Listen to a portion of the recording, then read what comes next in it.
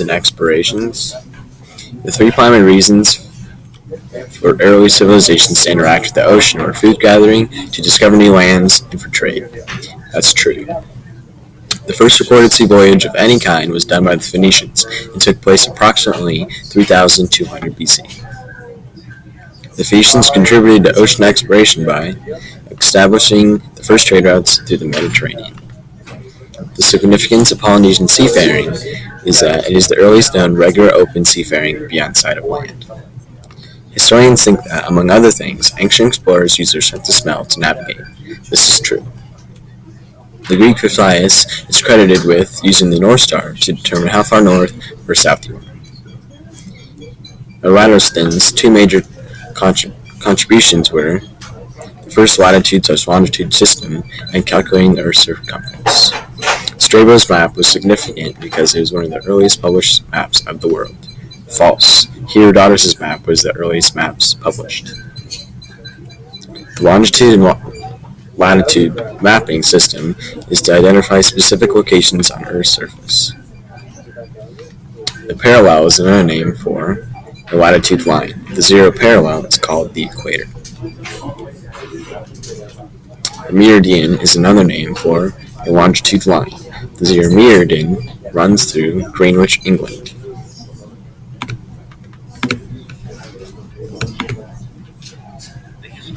And here's a video of deep-sea ancient exploration.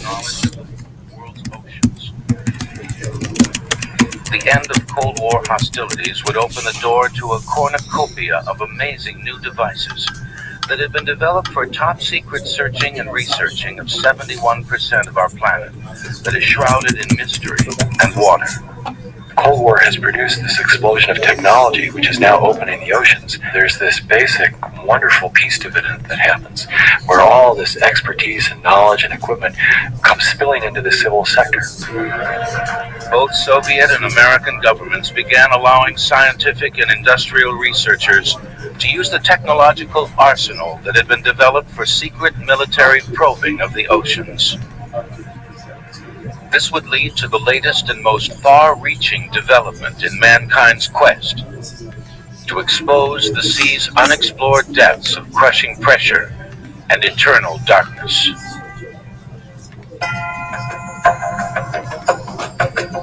The history of man's exploration of the oceans is as old as recorded history itself. Relics from ancient civilizations show people diving in the sea as long as 6,000 years ago. Somewhere in the annals of time, some inventive swimmer discovered that by breathing through a hollow reed, you could paddle indefinitely beneath the surface of the waves, and an early version of the snorkel was born. Legend has it that one of the first people to use an enclosed chamber to explore the sea was Alexander the Great. Around 350 BC, he supposedly had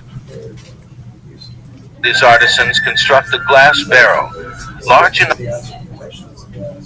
for him to sit in.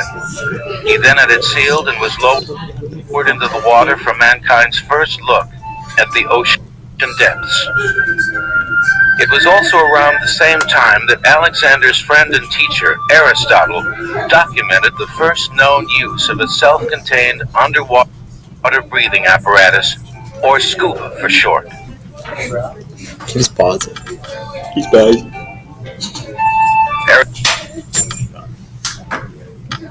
Aristotle described how Greek divers searching for coral in the Mediterranean would trap air inside a dried animal bladder and drag it underwater with them as an added air supply during their work.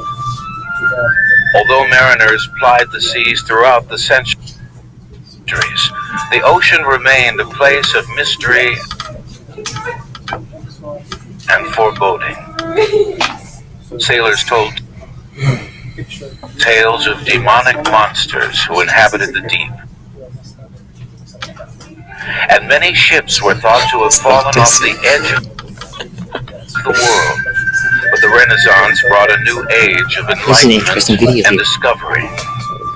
The exploration of the sea started thousands and thousands of years ago, as people would wander away out onto the ocean in tiny little boats and canoes and bigger and bigger boats, and they do it for all kinds of reasons. For migration, for transporting goods, for going out and looking for food, and they kept going farther and farther, and discovering eventually, in the age of discovery, that basically all the seas and oceans on the planet were one. So interesting. After Columbus landed in the New World in 1492, What does this have to do with it? common perception of the sea began to change. The sea had always been a barrier. Now it became a bridge to discovery. This changing perception sparked new interest in inventing devices for exploring the deep. The inventions fell into two broad categories. The first had to do with underwater chambers and vehicles. The other was equipment that an individual diver might wear. Although none were ever built, Leonardo da Vinci designed early versions of the submarine, as well as swim fins and snorkels. The invention that became the most popular and widespread, however, was the diving bell. Trapping air like an inverted glass, the bells were common throughout Europe and the Mediterranean. Make sure you guys upload your videos. By the 1600s. If you guys didn't get a chance to do it, you guys can do it at home. What do you guys like that? You guys saw They were yourselves? used for such important practical jobs as repairing the hulls of ships and salvage operations. And then log off out of the computer place. 'Cause you get, I'm doing this next period too, and they're gonna get your data.